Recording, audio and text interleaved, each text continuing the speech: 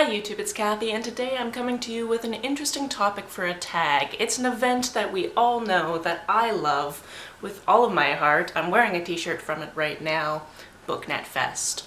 Obviously, it's not happening this year, at least not in person, which is kind of the whole point of BookNet Fest. If you've never heard of it before, it's a yearly event that takes place in Florida where we all come together and see our bookish friends from the internet that we don't get to see in person otherwise, and it's my favorite thing. However, for obvious reasons, the in-person event was canceled this year and it's moved to next year as the next time we'll do it, but Sam and Mari are working on some online content to kind of get us through this time. Each year I've attended BookNet Fest, I've done a BookNet Fest tag where you kind of get to break the ice before meeting people in real life, and I'm kind of doing the same thing here. This is the I wish I were going to BookNet Fest tag. So if you were also missing this event, I suggest doing this tag and then seeing everybody else's tag, and it's basically what we can do at this point to see each other's faces. All of these prompts are actually based on BookNet Fest as an event, so that's how I came up with these questions and prompts, and I'm very happy with them. The first prompt is staying home is what is best right now, but it doesn't cure wanderlust.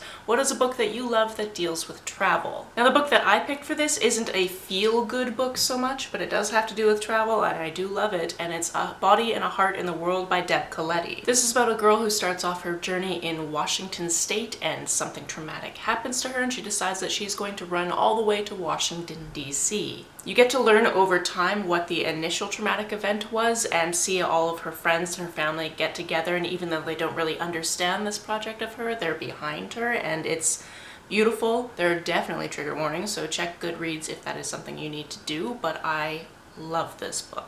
Our next prompt is internet friends are even more important now that we have to physically distance. Name a book with excellent friendships. For my answer, I'm mostly just preempting Audrey, who is definitely going to say Cemetery Boys by Aidan Thomas. If you haven't heard about this book yet, it comes out on September 1st. It is absolutely wonderful. But at the center of this we have Yadriel, who has a wonderful friendship with his cousin Maritza, as well as Julian, who has this whole extended group of friends that he just cares for so much and is so loyal to. I've talked about this book a couple of times. I'm going to be talking about it a little bit in the future, so I'm not going to expand on it here, but here's to say you're just going to want to read it. Next we have book clubs. Book clubs are a powerful way to bring people together to discuss themes in a book. What is a book that you would love to read with a club? I would absolutely love to get a bunch of people together to read Words in Deep Blue by Cath Crawley and then talk about it. It's very bibliophilic. One of the characters works in his family's bookstore.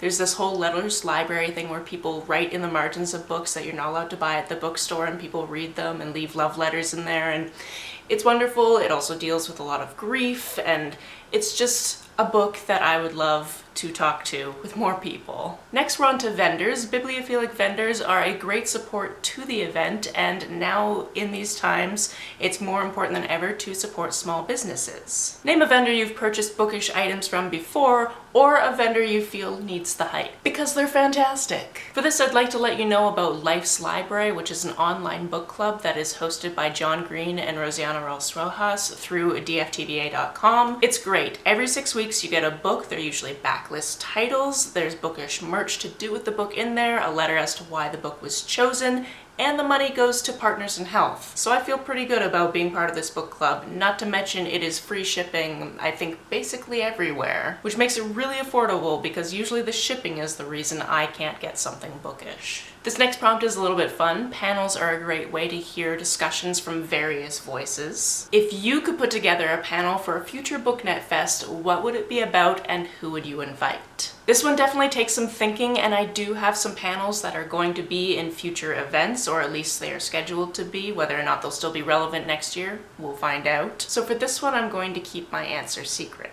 Next we have workshops, which are an excellent way to learn a new skill. What is a book that has taught you something? For me, the most important one I've read this year is Me and White Supremacy by Layla F. Saad. This started out as an Instagram challenge and is now a book with 28 prompts where you go through and read about things like what is white supremacy and how you are perpetuating it. I found this book was written in a very clear way, it's very easy to engage with, and I've decided I'm going to reread it every single year. Our last prompt is meetups. Meetups are an informal way to get to know people with the same interests. For this, I want you to name a booktuber that you would love to meet at BookNet Fest. I have met a lot of amazing people at previous BookNet Fests, but the one that I was looking forward to meeting the most this event was Sajid from Books Are My Social Life. He is basically family to me. I call him my grandson or my grandbaby, and I'm just so bummed that I didn't get to meet them this time around. So here's hoping for 2021. Last but not least, I want you to tag all your BookTube friends, whether or not you've met them in person,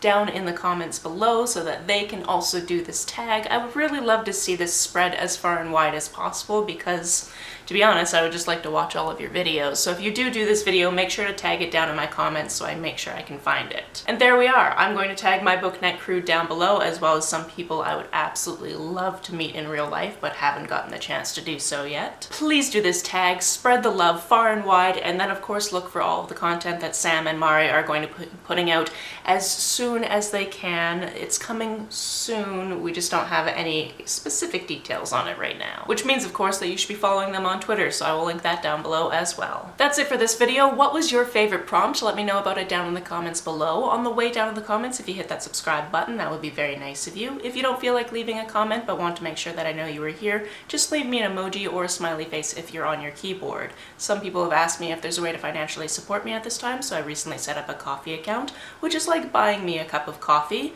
That is linked down below, as well as my PayPal and the link to my Amazon wishlist in case you want to send me a book.